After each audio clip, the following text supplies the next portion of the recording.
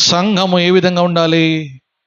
క్రీస్తుకు పెళ్లి కుమార్తెగా ఉండాలి, కన్యక ఉండాలి. కన్యక అంటే ఏ పాపము ఎరగని కుమార్తె. ఏ విధంగా ఉండాలి? పరిశుద్ధతను కలిగి ఉండాలి. మొదటి పాయింట్లో ఏముండదు? మనమందరం కూడా పిలువబడ్డాం. ఎందుకు పిలువబడ్డాము? పరిశుద్ధులుగా ఉండేట కొరకు పిలువబడ్డాం.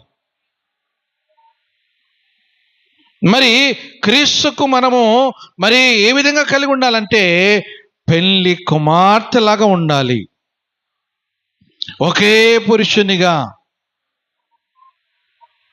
ఒకే పురుషుని ఎరిగిన దానై ఉండాలి. సంఘము ఏ విధంగా ఉండదు? ఎందుకనగా నిన్ను సృష్టించిన వాడు ఆయన భర్త అయి ఉన్నాడు.